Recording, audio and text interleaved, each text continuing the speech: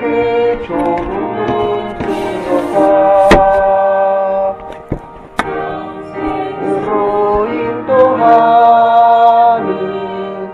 그 손길 갑시다. 아멘. 오늘 우리에게 주신 하나님의 말씀은 갈라디아서 3장 19절부터 22절까지입니다. 어떻게 보면 갈라디아서의 가장 주요한 부분입니다. 로마서로 따지면 7장, 8장이 가장 중요하다고 한다면 오늘은 이 갈라디아서 3장 19절에서 22절까지가 갈라디아서의 가장 중요한 부분이 되겠습니다. 어느 부분이야 중요하지 않은 말씀이 있겠습니다만은 그래도 주제되는 부분이기 때문에 우리 같이 한번 생각해 보도록 하십시다. 3장 19절부터 22절까지 제가 먼저 갈라디아 3장 19절을 교독합니다. 그런즉 율법은 무엇이냐? 범법함을 인하여 더한 것이라. 천사들로 말미암아 중보의 손을 빌어 베푸신 것인데 약속하신 자손이 오시기까지 있을 것이라.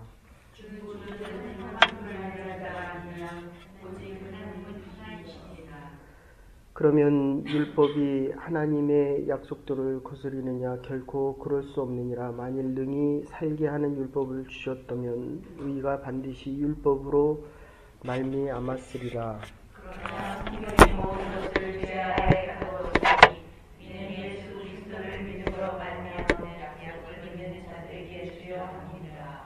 아멘. 우리가 여기까지 기독교의 복음에서 가장 중요한 것은 구원을 받는 복음이다 하는 말씀입니다. 그런데 이게 은혜와 율법 간의 관계를 이야기합니다. 반드시 해야 되는 것, 그 율법이라고 한다면 하나님의 은혜가 있다고 한다면 그것을 하지 않아도 구원에 이를 수 있다라는 이야기입니다. 그럼 이게 상호 대칭 그리고 상호 모순되는 관계를 우리가 어떻게 이해할 수 있겠느냐 하는 이야기입니다. 그래서 은혜다라고 한다면 사랑을 많이 이야기하는데 사랑한다라고 하면 과연 이 말씀의 율법에 대한 법률에 대한 사항을 다 우리가 지키지 않아도 되겠느냐. 그런데 우리가 자세히 보면 이 사랑에 대해서도 질서도 체면도 그리고 이 법적인 문제를 다 무시할 수 있느냐? 결코 그렇지 않다는 것입니다. 우리가 아이들에게는 사랑하면 하지 않아도 꼭 해야 되는 것을 하지 않아도 그냥 지나갈 수 있습니다. 어릴수록 못하는 부분을 사랑으로 덮을 수 있습니다. 그런데 어른이 되면 사랑한다라고 하면 할수록 서로의 다른 부분을 인정하지 않을 수가 없습니다. 부부 사이에도 남편이 좋아하는 부분을 우리가 존경해야 하고 남편의 생각과 뜻을 소중히 여길 수 있어야 합니다. 인격을 존중할 수 있어야 합니다. 남편이 돈을 벌어오기 때문에 이혼당할까 봐 서로 관계성이 안 좋아질까 봐 심지어 옛날 같으면 이 구타하는 남편들 때문에 어쩔 수 없이 순종하는 부부가 있었지만은 사랑한다고 한다는 것은 상대방의 인격과 삶의 모든 것을 존중해 줘야 한다는 것입니다. 그래서 사랑을 하면 할수록 법을 더 소중히 여겨야 하고 사랑 안에서 율법이 완성되어지고 율법 안에서 무한한 자유함이 있다라고 하는 아주 이 신비로운 이 관계성이 형성되어지고 있다는 것입니다. 율법과 은혜는 같이 갑니다. 그리고 상호 보완적이 되어야 한다는 것입니다. 그래서 지금 과연 율법이 왜 존재하느냐? 하나님의 사랑과 은혜가 있으면 모든 것이 다 수용될 수 있을 텐데 왜 하나님의 법이 꼭 필요한 것인가? 제가 이 갈라디아서 물론 저뿐만 아니라 모든 목회자가 이 로마서와 갈라디아서는 참 어려워하는 부분입니다. 요 6장을 가지고 한 학기를 하기도 하고 로마서 16장을 가지고 한 학기를 하기도 하는데 결국은 내가 율법적이 되면 하나님의 은혜가 이해가 안 되고 반대로 하나님의 은혜를 강조를 많이 하면 하나님의 법을 지키기 싫어하는 스스로의 내 마음에 대한 문제가, 설교를 어느 쪽을 보면 분명히 사랑을 강조하는데 어느 쪽을 보면 하나님의 율법을 굉장히 강조하고 있습니다. 반드시 해야만 된다라고 이야기합니다.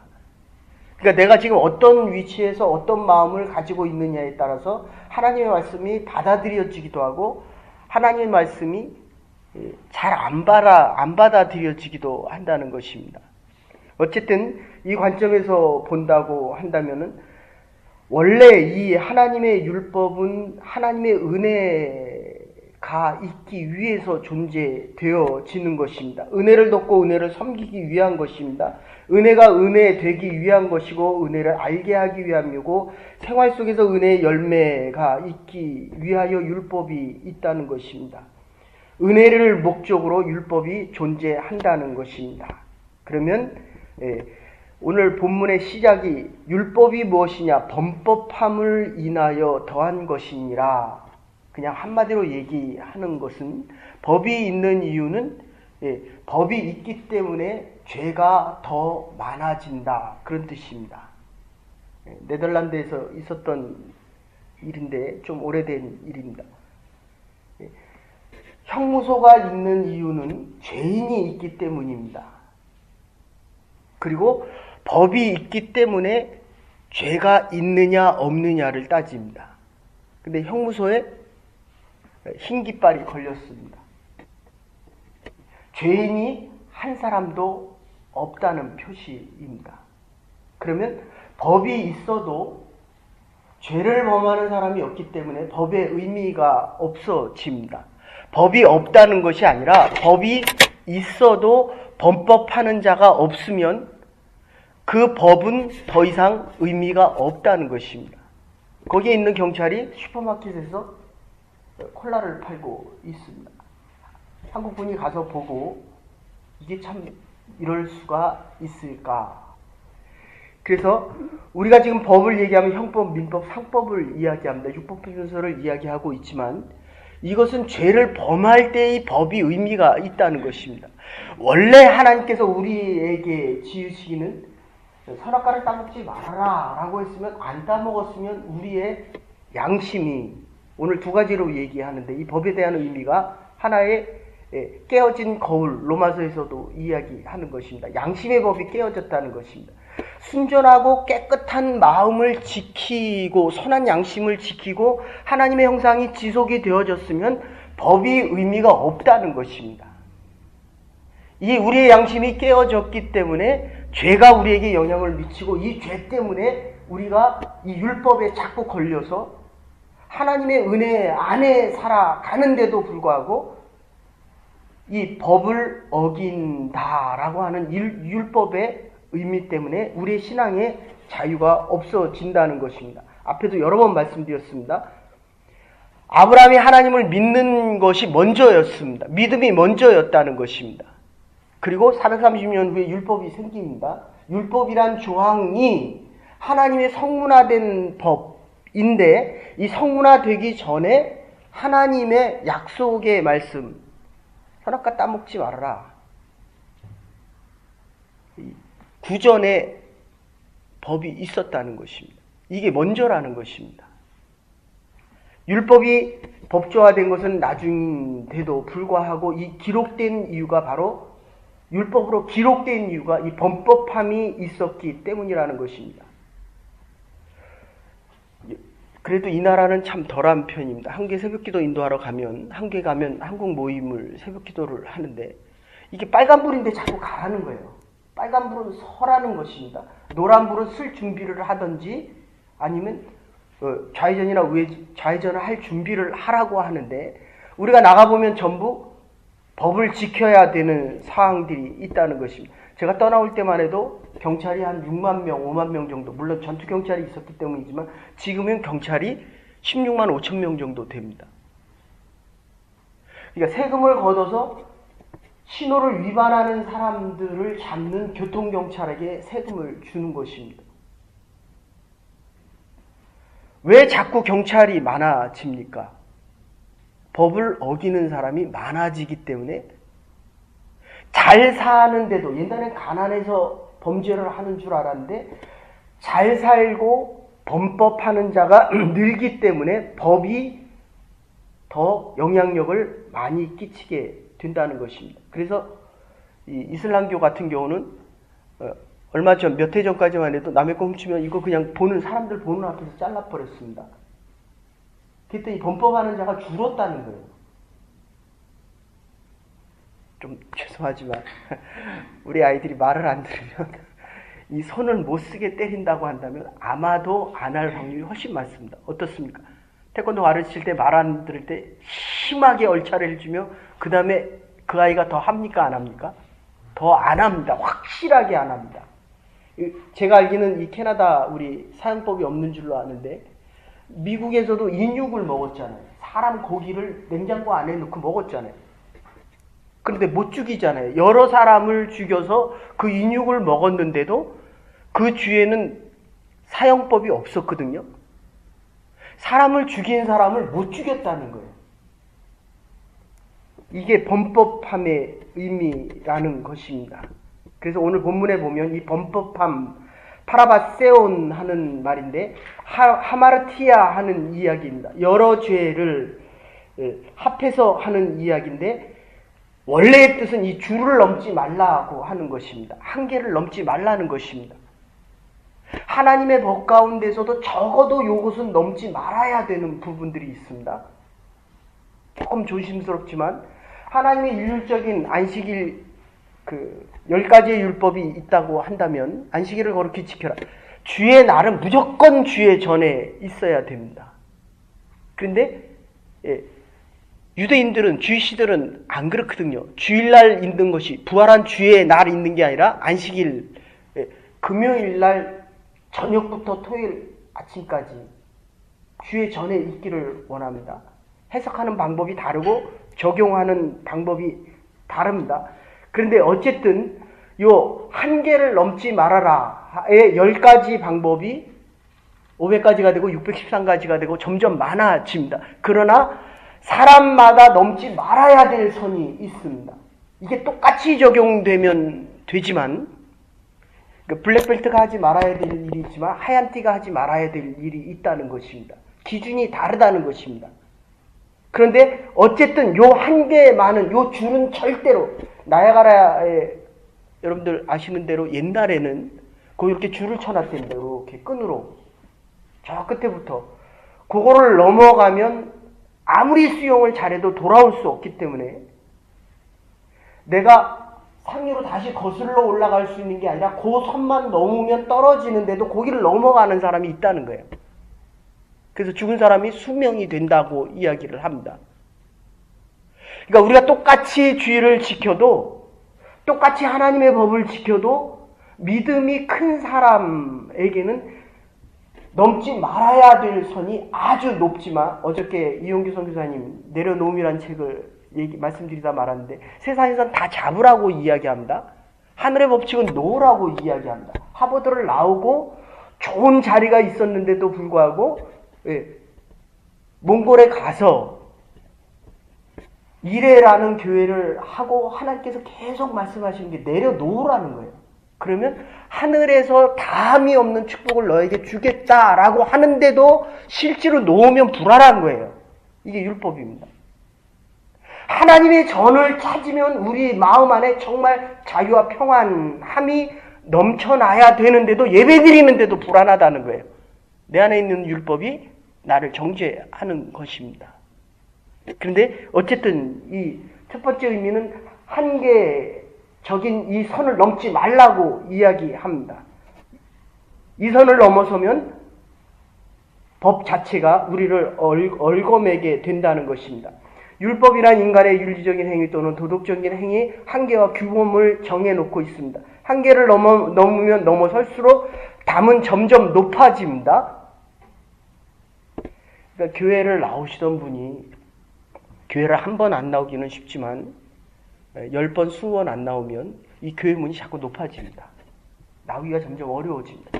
하나님의 은혜를 많이 경험할수록 이 율법의 덕은 더 높아진다는 거예요. 아까도 말씀드렸지만 내가 내 생활에서 잘할 수 있는 능력이 많으면 많을수록 하나님의 은혜가 자꾸 줄어든다는 거예요. 하나님의 은혜가 더 커져야 내가 부족하다, 정말 나 같은 사람이 어떻게 하나님의 은혜 안에 살아갈 수 있는가 라고 고백하는 것이 자꾸 커져야 되는데, 하나님의 축복이 많아지면 많아질수록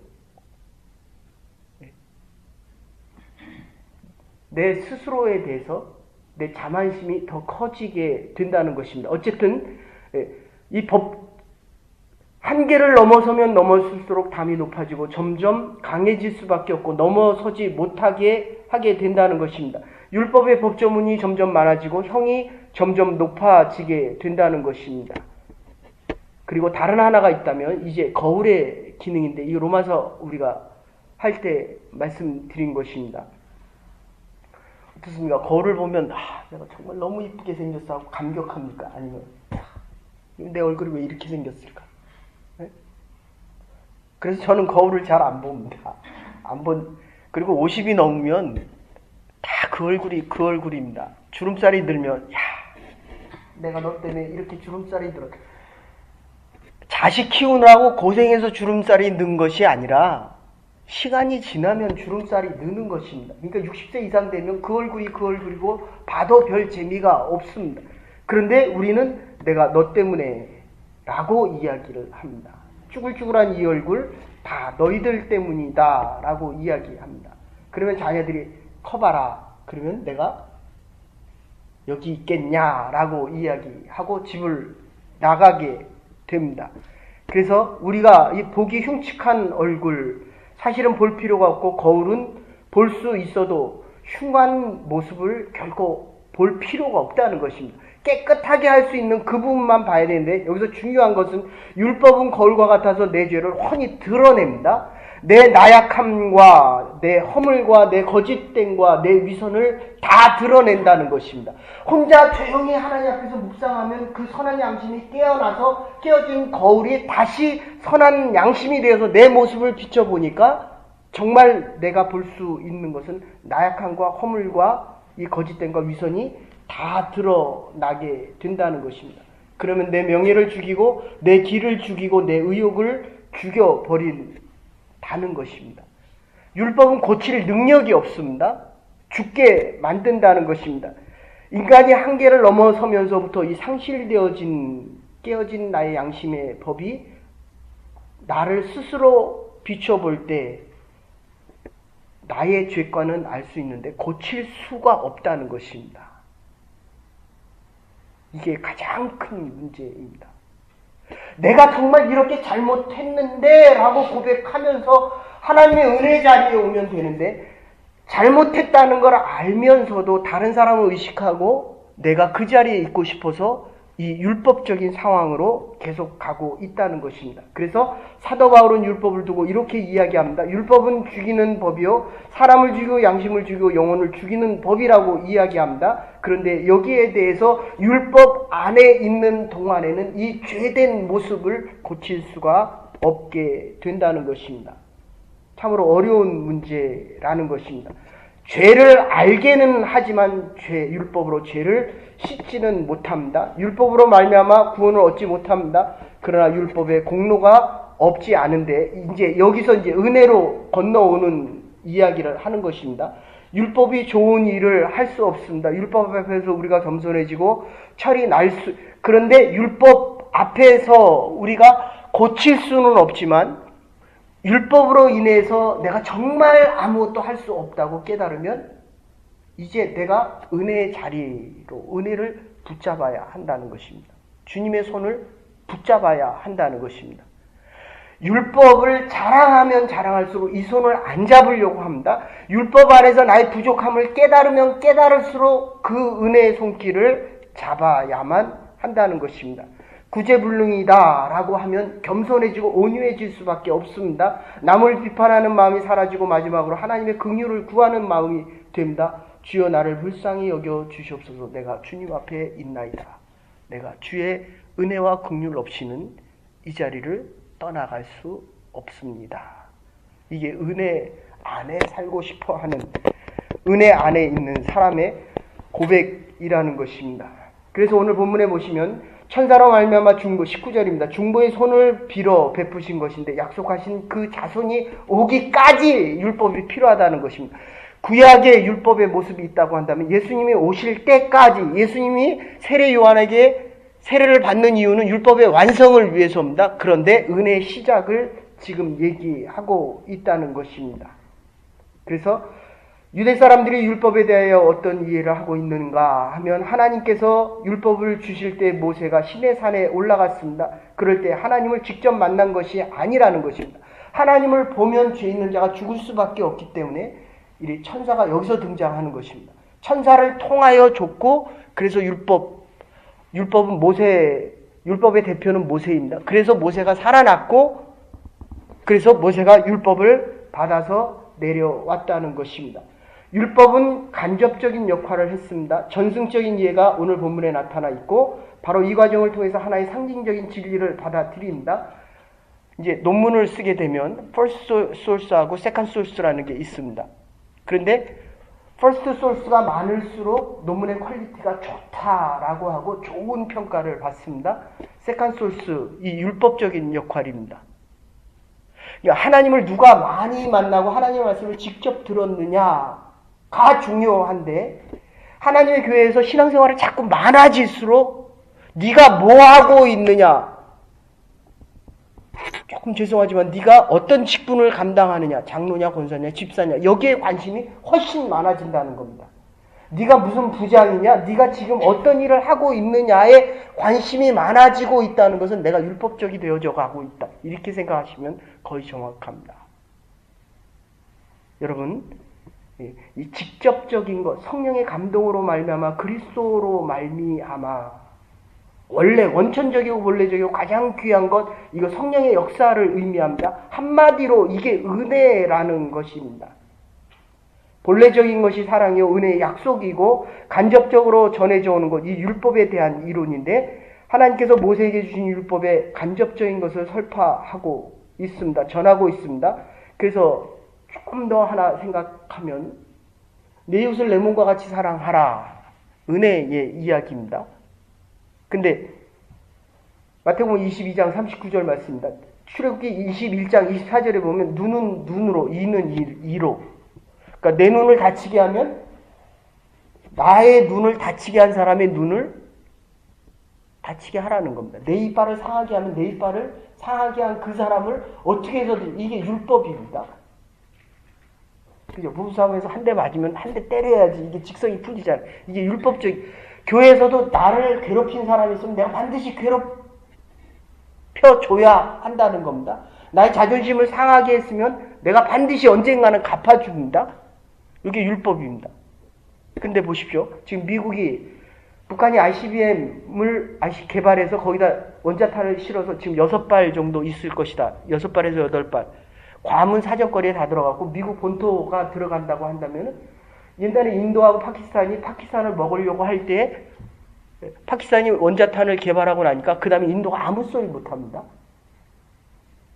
근데 내가 한 대 맞으면 저 사람을 때리고 한 대 뺐으면 하나 빼앗기면 내가 빼앗으려고 하고 계속 싸우다 보면 어떻게 됩니까? 둘 다 망하는 것입니다. 이게 미국 대선의 모습입니다.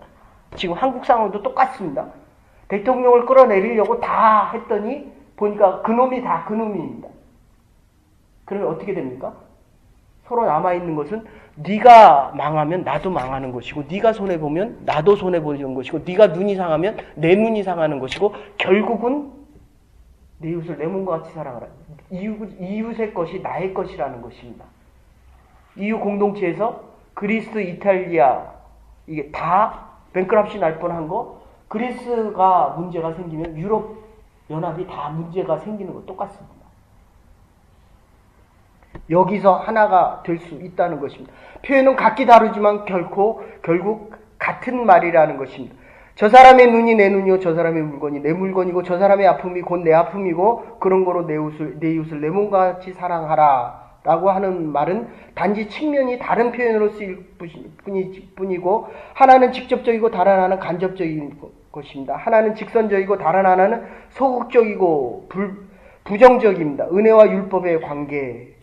율법의 근본도 은혜라는 것입니다. 인간들이 범법함으로 그들의 형편과 그 신앙의 정도에 따라 간접적으로 율법이 주어졌다는 것입니다. 그래서 19절에 그 약속하신 자손이 오기까지, 여기서 세 번째로 아주 중요한 얘기가 나오는데 율법의 삼용법, 신학교에서 아주 중요시 여기는 것입니다. 그럼 율법의 첫 번째 의미가 뭐냐라고 이야기했을 때 율법의 첫 번째 의미는 하나님의 뜻을 율법을 통해서 말씀해 주신다는 것입니다. 그러니까 엄마의 뜻을 전하기 위해서는 애한테 요거를 요렇게 해라, 저렇게 해라, 안 하면 매를 때릴 것이다, 안 하면 선물을 안 줄 것이다 라고 하면 엄마의 의도가 아주 정확히 전해진다는 겁니다.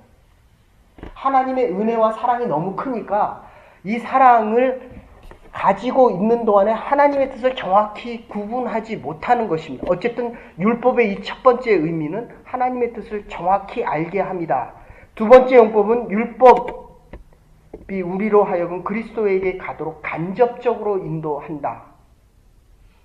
율법이 은혜가 은혜되기 위해서, 예수 그리스도께 오기 위해서는 율법은 반드시 필요합니다. 그래서 아까 말씀드렸습니다. 율법이 있는 이유는 은혜를 은혜되게 하고 은혜가 열매 맺게 하기 위하며 은혜로 모든 것이 풍성하게 하기 위해서 율법이 반드시 있어야 한다는 것입니다. 세 번째, 요 두 번째가 우리에게 적용되는 이 갈라디아서의 주제라고 한다면, 세 번째, 우리가 그리스도의 사람이 되고 하나님의 자녀가 되는 것을 기쁜 마음으로 지키는 것입니다. 주의 날, 안식일에 주의 전을 찾는 이유는 법을 지키기 위함이 아니라 율법에서 덕으로 온 사람들은 기쁨으로 나오기 때문이라는 것입니다. 그래서 아이들에게 태권도를 가르치다 보면 처음에는 힘들어합니다. 1년, 2년, 3년 지나고 나면 블랙벨트 매는 기분으로 나옵니다. 그런데 더 나오면 태권도가 좋아서 옵니다. 하나님의 법을 지키다 보면 하나님의 법을 지키는 것 가운데 은혜와 자유함이 있기 때문에 기쁨으로 하나님의 법을 지키게 된다는 것입니다. 그래서 21절에 보면 능히 살게 하는 율법을 주셨다면 이라고 이야기합니다. 율법으로는 불가능하지만 은혜로는 가능합니다. 사랑하는 마음과 사랑에 대한 믿음이 있다면 법을 지키기가 쉽고 그 법을 완성할 수 있다는 것입니다. 같은 법이라도 소망이 없고 형벌과 저주가 무서워서 지키려고 한다고 한다면 더 많이 어기게 되고 그 벽이 자꾸 높아지게 된다는 것입니다. 더 무서운 죄에 빠지게 된다는 것입니다. 율법은 은혜 안에서 완성되는 것입니다. 그래서 능히 살게 하는 율법을 주셨더라면 율법은 아예 필요가 없었다는 것입니다. 여러분, 마태복음 19장에 보면 부자 청년이 예수님께 와서 묻습니다. 어떻게 하여야 영생을 얻을까? 어떻게 하여야 구원 속에 살아갈 수 있습니까? 어떻게 하여야 참된 인생 살아갈 수 있습니까? 첫째가 뭡니까? 예수님께서 법을 지켜라. 하나님의 법을 지켜라. 그때 이 청년이 뭐라고 얘기합니까? 내가 하나님의 법을 다 지켰나이다 라고 이야기합니다. 그때 두 번째가 뭡니까? 네 가진 거 다 팔아서 가난한 사람을 주고 와라. 저처럼 아무것도 없으면 다 팔고 갈 수 있잖아요. 그죠? 근데 집이 있고 사업체가 있고 가진 게 많아질수록 다 팔기가 어려워집니다. 그래서 고민하고 돌아갑니다. 근데 그 내용을 자세히 보면 정말 예수님께서 그렇게 말씀하셨을까? 물론 따라가려고 하는 마음이 컸다고 한다면 다 팔 수 있습니다. 그런데 만약에 내가 율법을 다 지켰나이다 라고 하지 않고 내가 율법을 지키려고 했는데 지켜보니까 10가지를 지키고 나니까 100가지가 생기고 100가지를 지키고 나니까 500가지가 생겨서 내가 다 지킬 수 없습니다 라고 얘기했다면 이야기는 아주 달라졌을 것입니다. 내가 율법을 지켰나이다가 아니라 내가 지키려고 했는데 정말 지킬 수가 없으니 주여 나를 이 법으로부터 구원해 주시옵소서 라고 했다면 주께서 네가 나를 따르라 라고 했을 것이라는 것입니다. 율법의 의미는 지켰다는 것이 아니라 지킬수록 지킬 수 없다는 것을 고백할 수 있어야만 율법에서 은혜의 자리로 바뀔 수 있다는 것입니다. 율법은 우리로 하여금 그리스도께로 가도록 하고 우리의 길을 인도합니다. 율법만으로는 길이 없고 도저히 구원받을 수 없는 것을 알기 때문에 오직 주께 나와야 한다는 것입니다. 그래서 오늘 본문에 다시 보면 성경이 모든 것을 죄 아래에 두었느니 22절입니다. 예수 그리스도를 믿음으로 말미암은 약속을 믿는 자에게 주시는 것이라. 여기 성경은 구약을 얘기합니다. 작게 얘기하면 율법을 이야기합니다. 그래서 우리가 교회에 나오면서도 계속 말씀드리지만 사업체가 안 되면 아이고 내가 11조를 안 드렸구나. 그리고 나가다가 작은 감기 하나라도 걸리면 병이라도 걸리면 아이고 내가 하나님의 뜻을 하나님의 율법을 범했구나. 율법의 감옥에 갇혀서 벌벌 떨면서 살아가고 있다는 것입니다. 율법을 지키는 길이 내가 법을 지킴으로 있는 것이 아니라 사랑하는 마음, 주께서 우리를 사랑하는 그 마음을 알기에 우리가 은혜 안에 거하면서 즐겁고 기쁜 마음으로 하나님의 법을 지켜나갈 수 있어야 한다는 것입니다. 율법은 우리를 괴롭히지 않습니다. 우리를 죽이기 위한 법이 아닙니다. 율법도 우리를 위해서 있는 법입니다. 궁극 목적이 은혜와 약속과 그 하나님의 축복이 있다는 것을 우리가 분명히 알아야 합니다. 이제 율법을 대할 때 무서운 마음으로 대할 것이 아니라 그리고 내가 하나님께서 내게 범법하지 않도록 사랑하는 마음으로 내게 좋은 길로 인도해 주신다는 하나님의 은혜를 알아 하나님께서 내가 범법하지 않도록 사랑하는 마음으로 나에게 힘과 능력을 주실 것입니다. 우리 그리스도인들 감사하는 마음으로 주의 길을 기쁘고 순종하는 마음으로 따라갈 때 여기에 기쁨과 감사와 하나님의 부르심이 있는 것입니다. 하나님이 저와 여러분을 부르셨습니다. 하나님의 법이 자유의 법이 되고 우리가 은혜 안에 살 때마다 하나님께서 주시는 그 사랑의 법을 감당하며 기쁨과 감사함 속에 믿음의 생활을 믿음에 달려가는 경주자가 될 수 있기를 충성된 경주자가 될 수 있기를 주의 이름으로 축원합니다. 이제는 괴머리 되신 우리 주 예수 그리스도의 극진하신 은혜와 하나님의 무한하신 사랑과 성령의 감화 감동 교통하심이 오늘도 저에게 말씀하여 주시고 하나님의 은혜 안에 하나님께서 주신 법을 감당하며 기쁨과 감사함 속에 우리의 남은 여생을 경기장에서 경주하는 자들처럼 법을 지키며 마지막 승리의 그날까지 믿음 안에 은혜 안에 살기로 결단하는 부르신 주의 백성들과 하나님의 교회와 우리의 남은 날들 위해 이제로부터 영원토록 함께 하시옵기를 축원하옵나이다. 아멘. 오늘도 하나님의 은혜 안에 믿음 안에 하나님의 법 안에 기쁨으로 살아갈 수 있는 하나님의 주의 백성들 될 수 있기를 바랍니다.